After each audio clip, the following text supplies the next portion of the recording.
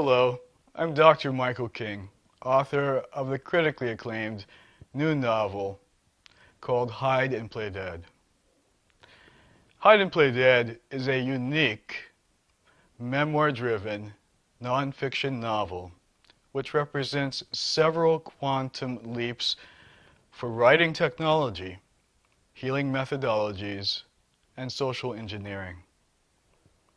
The work also lays the foundation for a critically needed paradigm shift in the biosocial sciences that will be developed over a planned series of books. This autobiographical novel is interwoven with the real-time adventure story of my own liberation from ancestral patterns based upon slavery. Both of the storylines are primarily narrative, action-oriented, dramatic, and visual. It is rare that a writer of memoirs embarks upon an unknown adventure of self-healing during the process of writing and records synchronistic events that occur, making the unknown, uncharted future a dramatic and worthwhile part of the storyline. It would not be an overstatement to say that there is an eye-opening revelation, a remarkable true story, an element of international intrigue, whistleblowing, uncovering secrets inside of the black aristocracy, famous names and renowned institutions, sordid truths about the field of medicine, or a hint of the deepest issues pertaining to the meaning of life to be experienced on virtually every page of the book. Hide and Play Dead smashes racist stereotypes and corrects African American cultural history with unprecedented precision. The book emphasizes the plight of the high-achieving, transgenerational black intelligentsia and depicts the rigors of the black aristocracy, driven with the goal to prove their superiority over whites, yet poisoned with a malignant narcissism and abusive patterns derived from former centuries of slavery. Until Hide and Play Dead, both of these exclusive subgroups of the African American community have kept their plight zealously hidden from public exposure.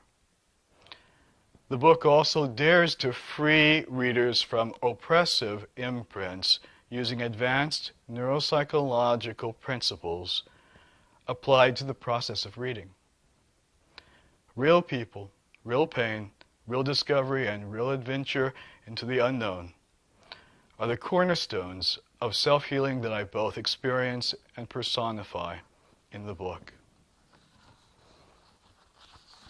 The book is very carefully cadenced so that a safe peak level of suspense and enthusiasm is maintained by literary composition. I use humorous anecdotes and irony and sardonic humor, innuendos and mysterious dangling phrases, metaphor and symbolism, poetic prose, mythological references, allegorical and mystical depictions, and leitmotifs or themes based in auditory, visual, or sound anchors. A high arousal level approaching shock is absolutely necessary to break deeply entrenched traumatic patterns or imprints, as well as to create a literary masterpiece. But perhaps the most powerful aspect of this book is its stark self-revealing stance. It is virtually unheard of that a physician like myself or a highly trained professional reveals his or her human foibles and vulnerabilities, skirting the academic route to bond closely with the reader. You see, shame, abuse, and trauma involve the rupture of significant interpersonal bonds, and therefore the cure requires the reestablishment of human connectedness. Hide and Play Dead also challenges the status quo on many levels.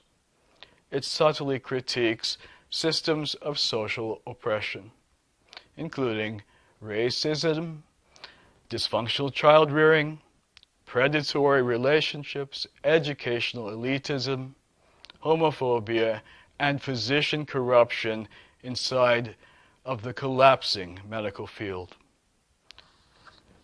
The most shocking social issue in Hide and Play Dead is, however, tangential to racism. The work looks closely at slavery, both historical and modern. The initial and obvious premise is that slave-based child-rearing practices and shame-based identity structures persist in the African American community 150 years after emancipation. But gradually, my adventure of self-discovery leads to the realization that new social imprints are being imposed on nearly the entire human population, and that a subtle reinstitution of global neo-slavery under corporate rule is now active. Americans have experienced not only the ever more conspicuous widening schism of wealth and the disappearance of the middle class, but wars based upon financial exploitation, loss of trust in our financial institutions, political zealotry and chicanery, and widespread corporate greed. Fortunately, a new and apparently massive coalition of women, minorities, and youth has emerged over the course of the past 2 presidential elections, concerned people who are ripe for the information presented in this book and its sequel. I'll give you a brief overview of the plot. This book is my personal story of being a mixed-race African American growing up as a solo child desegregationist in a conservative North Midwestern city in the 1960s, whose dysfunctional family represents the pinnacle of the black aristocracy. I escaped the racial violence and domestic turmoil by going to the nation's most prestigious and elite private schools, where I excel academically but fail to fit in socially, replicating my parents' own histories as a mother who was a child prodigy and a father who was an abandoned, at birth, half-Jewish orphan. I come out of the closet as an openly gay man while attending Harvard Medical School and become an iconoclastic alternative healer with the innate gifts of what I call psychic empathy and an integrative intelligence that grasps the big picture in a flash of iconic imagery.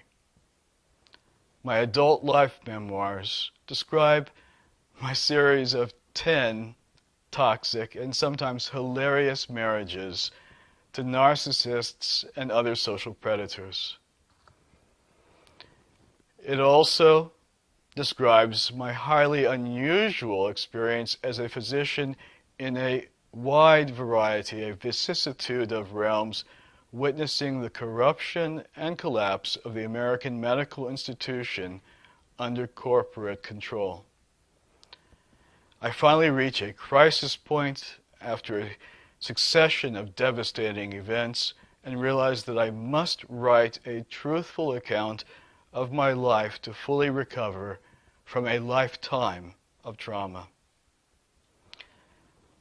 The dysfunctional family theme, in short, is the most obvious and runs a complete cycle.